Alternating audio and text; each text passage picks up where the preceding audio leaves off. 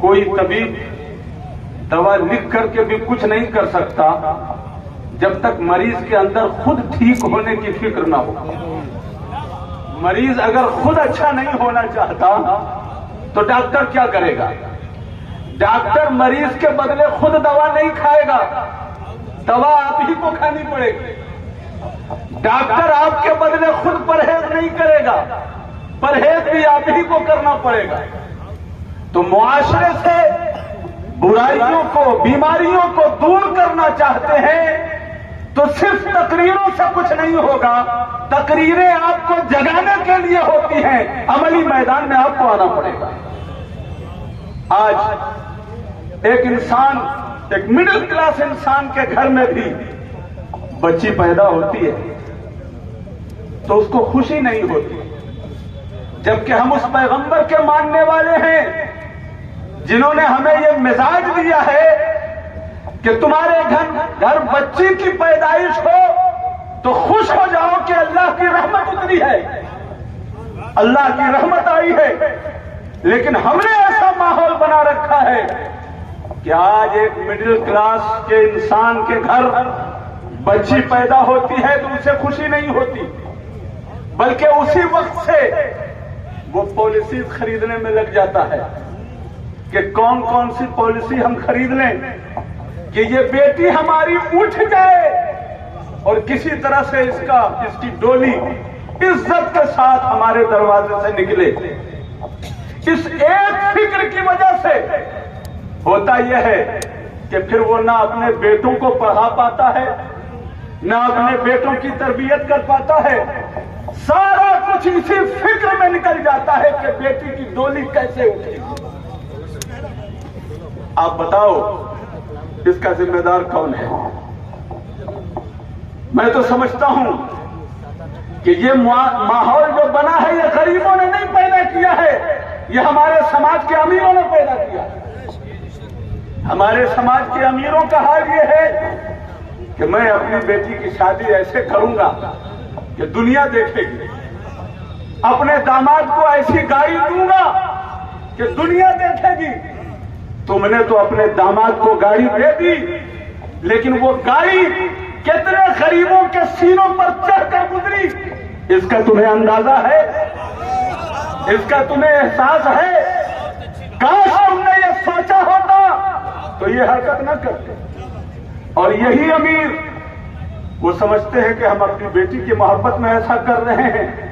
अगर बेटी की मोहब्बत में ऐसा कर रहे हो तो अपनी विरासत में हिस्सा देते वक्त बेटी को क्यों भूल जाते हो? अपनी विरासत का हिस्सेदार बेटी को क्यों नहीं बनाते हो? और अगर बाप मर गया तो फिर भाई लोग भी भूल जाते हैं कि हमारी कोई बहन है। बाप ने भी अपनी जिंदगी में याद नहीं रखा। एक मिडिल क्लास के इंसान के घर में जो बेटी पैदा होती है, जैसे ही वो होशमंद होती है, बाप अलग फिक्र में है। बेटी अपने आप में ये महसूस करती है कि मैं अपने घर में भी बोझ बनी हुई हूं। उस बेटी के कलेजे पर क्या गुजरती है, आपको एहसास है इसका? फिर जब वो ससुराल जाती है किसी तरह से, तो ससुराल में ताने सुनती है कि तुम क्या लेकर आई हो, तुम्हारे बाप ने क्या दिया है। इस्लाम से पूछो, इस्लाम में ऐसा कुछ नहीं है कि बेटी वाले को खर्च करना पड़े। शादी के कॉन्सेप्ट में सारा खर्च बेटे वाले को करना होता है। इस्लामी तालीम यह है। आज वो लोग जो अपने बारातियों को अपने दरवाजे पर चाय भी नहीं पिलाते, वो बेटी वाले से कहते हैं कि हमारे बारातियों को शिकायत का मौका नहीं मिलना चाहिए, हमारे बारातियों को शिकायत का मौका नहीं मिलना चाहिए, और पानी हैंड पाइप का नहीं मिनरल वाटर चाहिए। ये सारी फरमाइशें आप करते हो, क्यों नहीं अपने वलीमे की दावत में इन चीजों का एहतमाम करते हो?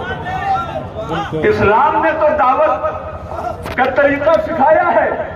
बेटी वालों को कहीं नहीं कहा गया कि सबको खिलाओ, बेटे को कहा गया कि निकाह हो जाए तो फिर उसके बाद दावत वलीमा का एहतमाम करो।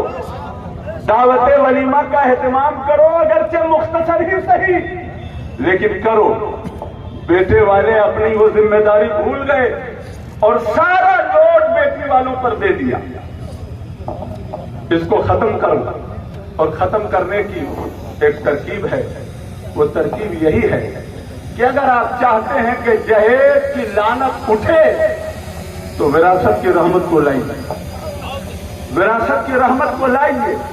मैं आपसे कहता हूं, अगर आपके पास 2 बीघा जमीन है, बेटी कैसे उठेगी इस फिक्र में 1 बीघा बेच देते हो।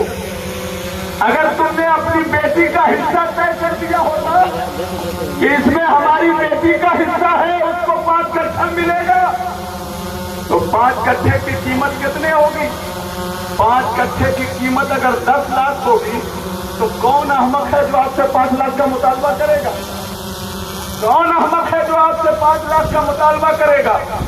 मैं बड़ी जिम्मेदारी से कह रहा हूं, जहेज का मुतालबा एक लानत है, लेकिन ये भी उससे कम नहीं, ये भी उससे बड़ी लानत है कि इंसान अपनी बेटियों को विरासत से महरूम करे, इंसान अपनी बेटियों को, अपनी बहनों को विरासत से महरूम करे। हम देखते हैं कि बेटी को तभी मिलता है जब कोई बेटा न हो। अगर एक इंसान के घर में लगातार बेटी हो गई और फिर इसी तरह से जितने ही पर मामला रुका रहा, बेटियां बड़ी हो गई तो वो उम्मीद रहती है कि बाप का धन हमको मिलेगा। लेकिन अगर कहीं आखिरी उम्र में भी कोई बेटा पैदा हो गया तो वो बेटा बेटियों की महरूमी का सर्टिफिकेट लेकर पैदा होता है। जब घर में बेटा पैदा हो गया है, अब तुमको कुछ नहीं मिलेगा। अब तुम ही बताओ, वो बेटियां अपने भाई की पैदाइश की खुशी मनाए या अपनी जिंदगी की महरूमी का मातम करें? मुसलमानों, एक तरफ वमा असाबकुम मिन मुसीबतिन फबिमा कसबत अयदीकुम, मुसीबत आती है तो अपने ही करतूतों के नतीजे में आती है। वयाफू अन कसीर, अल्लाह तबारक व तआला बहुत सारी गलतियों को तो माफ फरमा देता है, सब पर गिरफ्त नहीं फरमाता। अगर हमने विरासत के सिस्टम को इस्लामी तरीके पर लागू किया तो जहेज की लानत मैं समझता हूं आधे से ज्यादा तो ऐसे ही खत्म हो जाए। लेकिन जरूरत इस बात की है कि हम तैयार हों। सुनो, मुसलमान होने के नाते हर मुसलमान का ये जज्बा है कि मरने के बाद हमको जन्नत मिले, मरने के बाद हम जन्नत में जाएं। अगर ये जज्बा नहीं है तो कैसा मुसलमान? लेकिन हुजूर क्या फरमाते हैं, मन कता मीरास वारिस ही कता अल्लाह मीरासहु मिनल जन्नत यौमल क़ियामह। सरकार ने फरमाया, जिसने किसी वारिस की मीरास काट दी, उसको महरूम कर दिया, अल्लाह ताला उसको जन्नत से महरूम कर देगा। तो ऐसा काम क्यों करते हो? अजीब बात है, बेटी को न देकर तुम क्या समझते हो कि हम साथ लेके चले जाएंगे? बेटी को दो या ना दो, सब यही छोड़ करके जाना। और एक फिक्र और होती है कि बेटी को देंगे तो सब दूसरे के हाथ में चला जाएगा, सब तो दामाद ले लेगा। लेकिन बेटे को देते वक्त ये नहीं सोचते, अपनी बेटी को महरूम कर दिया, दूसरे की बेटी आकर तुम्हारे धन पर राज करती है, दूसरे की बेटी आकर तुम्हारे धन पर राज करती है, ये भी उसका हक है। लेकिन दूसरे की बेटी के बारे में तो तुम नहीं सोचते कि हम फलानी की बेटी को अपनी विरासत कैसे दे दें। अपनी बेटी के बारे में सोचते हो कि हम इसको दे देंगे तो सब दामाद ले लेगा, सब दामाद ले लेगा। बेटी को देते वक्त दामाद की सोचते हो, बेटे को देते वक्त बहू की क्यों नहीं सोचते कि दूसरे की बेटी आकर हमारे धन पर राज करेगी? गलती ये है, सबका हक उसको दे दो, कहीं कोई प्रॉब्लम नहीं रहे। बेटी का भी हक दो, बहू का भी हक दो। और अगर इस सिस्टम से आप चलेंगे तो आपकी बेटी ना आपके घर में बोझ बनेगी, ना अपने ससुराल में बोझ बनेगी। अगर उसको आप बोझ नहीं बनने देना चाहते हैं तो आप आगे आइए। अगर आप ख्याल नहीं करेंगे तो दूसरे से क्यों तवक्कुल रखें? अल्लाह तबारक व तआला तौफीक खैर अता फरमाए। अस्सलाम।